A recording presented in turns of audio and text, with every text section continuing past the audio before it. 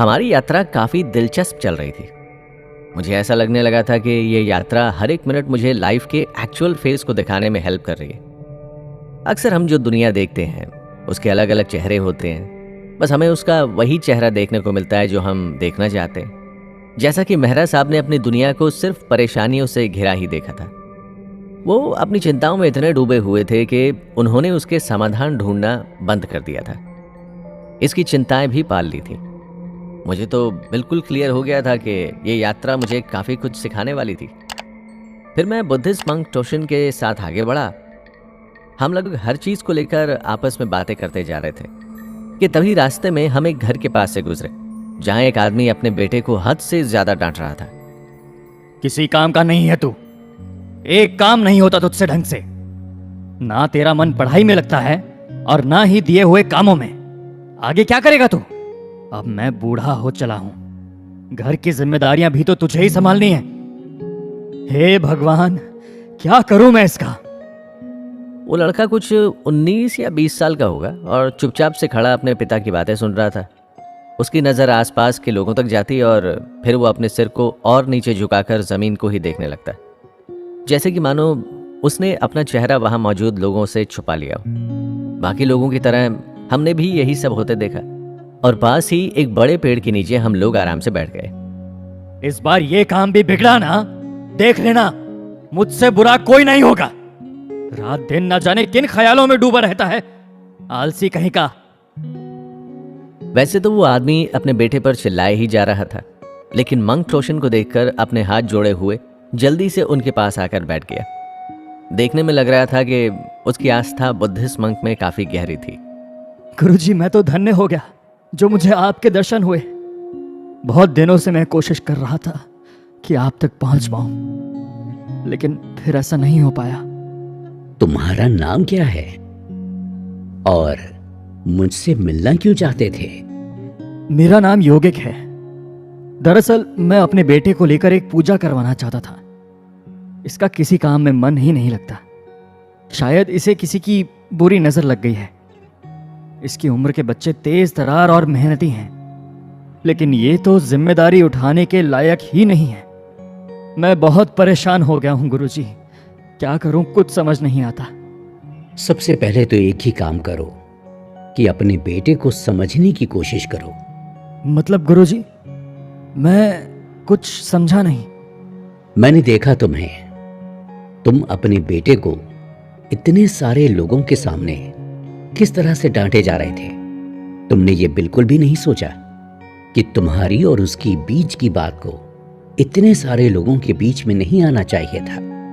लोग तुम्हारे बेटे और तुम पर हंसेंगे, और अगर उसका मन किसी काम में नहीं लगता तो इसका यह मतलब नहीं है कि तुम उसके लिए कोई पूजा करवा दोगे और वो ठीक हो जाएगा, बल्कि उसे एक ऐसे पिता के साथ की जरूरत है जो उसे समझे। उसके चेहरे से साफ पता चल रहा है कि वो तनाव में था, लेकिन शायद तुम्हें नजर नहीं आया क्योंकि तुम्हारी उम्मीद उससे कुछ ज्यादा ही लगी हुई है। तनाव के लिए उसकी उम्र ही क्या है? अभी तो उसके सामने पूरी जिंदगी पड़ी है। तनाव का उम्र से कोई लेना देना नहीं है। यह तो किसी दीमक की तरह किसी के भी दिमाग को अपनी चपेट में ला सकती है। तुम्हारा बेटा भी शायद तनाव में रहने के कारण अपने कामों को ठीक तरह से नहीं कर पा रहा है। अगर तुम्हें बुरा ना लगे तो क्या तुम अपने बेटे को यहां ला सकते हो? इस पर योगिक अपने बेटे को बिना वक्त गवाए मंक टोशिन के पास ले आया। मेरी नजर भी उस लड़के पर पड़ी तो मुझे भी ऐसा ही महसूस हुआ, क्योंकि उसका चेहरा पूरी तरह से मायूस था। गुरुजी ने उसे ध्यान से देखते हुए उससे बात करने की कोशिश की, लेकिन बात करते समय वो आंखें ही नहीं मिला पा रहा था और न ही ठीक से बोल पा रहा था। इस पर गुरुजी ने उसे जाने के लिए कहा और उसके पिता को वहीं रुकने के लिए कहा, और उसके जाते ही मंक टोशिन योगिक से कहने लगे, तुम बेकार ही अपने बेटे को किसी काम के लायक नहीं समझते, जबकि तुम्हारा बेटा पूरी तरह से तनाव से ग्रसित है। तुम्हें उसका ध्यान रखना चाहिए, उससे खुलकर बातें करनी चाहिए। उसका मन अगर कहीं नहीं लग रहा है तो तुम्हें उसके साथ बात करके इसका पता लगाना चाहिए कि उसके मन में आखिर क्या चल रहा है। उससे पूछो कि उसके तनाव का कारण क्या है, वो किस लिए परेशान है। और सबसे अहम बात यह है कि तुम्हें उसे इस तरह से सबके सामने नहीं डांटना चाहिए। यह उसे मानसिक रूप से परेशान कर सकता है। अगर आप कहते हैं गुरुजी, तो मैं उससे जरूर बात करूंगा। लेकिन बात करने से पहले मैं ये जानना चाहता हूं कि तनाव को पहचाने कैसे, क्योंकि मुझे तो मेरा बेटा बिल्कुल ठीक सा लगता है। तुम उसे दुनिया की नजरों से देखना बंद करो और उसे एक मां की तरह देखो, जो अपने छोटे से बच्चे की केवल रोने की आवाज से समझ जाती है कि उसे भूख लगी है, या उसे पेट में दर्द है, या फिर उसे बाहर टहलने जाना है। तनाव भी कुछ ऐसा ही होता है, जो अंदर ही अंदर लोगों को खाता रहता है। इसकी कोई बड़ी वजह या छोटी वजह नहीं होती। ऐसा नहीं है कि तुम्हारे बेटे को तनाव है तो उसे इस बात का पता होगा। इसीलिए मेरी बातों को अब ध्यान से सुनो। देखो, जब भी बच्चे खेलते हैं तो वो अक्सर थक जाते हैं, लेकिन फिर वो थकने के बावजूद भी कैसे खुश रहते हैं, क्योंकि उनका दिल और दिमाग एक ही दिशा में काम कर रहे होते हैं। उनका संतुलन बना रहता है और साथ ही उनका पूरा ध्यान एक ही चीज पर रहता है। लेकिन ऐसा तुम्हारे बेटे के साथ नहीं हो रहा। इसका मतलब यह है कि उसका दिल कहीं और है और दिमाग कहीं और भाग रहा है। और ऐसी स्थिति अक्सर तनाव पैदा करती है, और बच्चा कब तनाव में जीने लग जाता है उसे खुद ही पता नहीं चलता है। तो अगर वो किसी काम में ठीक तरह से ध्यान नहीं लगा पा रहा, तो इसका मतलब यही है कि उसका दिल और दिमाग अलग अलग दिशा में काम कर रहे हैं और परेशान हैं। तो मुझसे बात करो, उसके मन की बातों को जानो।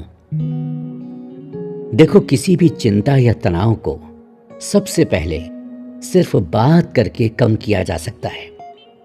जब तक तुम्हें पता नहीं चलेगा कि असली कारण क्या है, सामने वाले के मन में चल क्या रहा है और वो क्या बात तुमसे कह नहीं पा रहा है, तब तक तुम ठीक तरीके से उसे नहीं समझ पाओगे।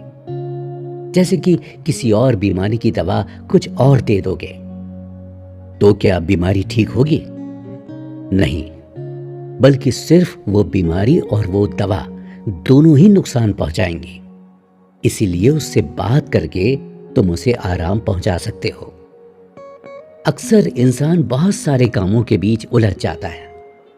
ऐसे में दिल अलग काम कर रहा होता है, आंखें अलग काम कर रही होती हैं, दिमाग अलग काम कर रहा होता है और ध्यान कहीं और ही लगा हुआ होता है। और इसका परिणाम यही होता है कि काम बिगड़ते चले जाते हैं। जैसे ही मैंने मंक टोशिन के मुंह से ये बात सुनी, मेरा मन बेचैन हो उठा और मैं अचानक ही उनसे एक सवाल कर बैठा। लेकिन आजकल तो लोग एक ही साथ 4-4 काम करते हैं गुरुजी। ऐसे में एक ही काम पर पूरी तरह से ध्यान लगाना संभव नहीं है। तो इसका मतलब ये है कि सारे ही लोग तनाव में जी रहे हैं। लेकिन कुछ लोग तो बहुत सक्सेसफुल भी हो जाते हैं, उन्हें कैसे तनाव नहीं होता? वो इसलिए सफलता पाते हैं क्योंकि वो अपने एक ही समय में 4 काम करने के उस हुनर पर जीत हासिल कर चुके होते हैं। और एक ही साथ 4 बार काम करने पर अलग अलग काम करने का भी एक तरीका होता है। वो एक ही वक्त में जिस भी काम को करने में ध्यान लगाते हैं, अपना पूरा ध्यान उसी पर केंद्रित रखते हैं, ना कि उनका ध्यान भटका हुआ होता है।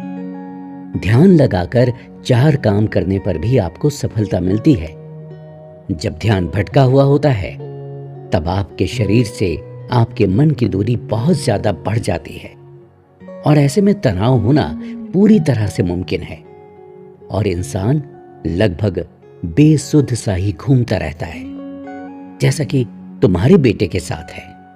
तो गुरुजी, क्या आप मुझे ये बता सकते हैं कि तनाव के क्या क्या कारण हो सकते हैं और इनसे आखिर कैसे बचा जाए? क्योंकि अगर यही हालत रही तो आजकल के बच्चे अपना भविष्य ठीक तरह से जी नहीं पाएंगे।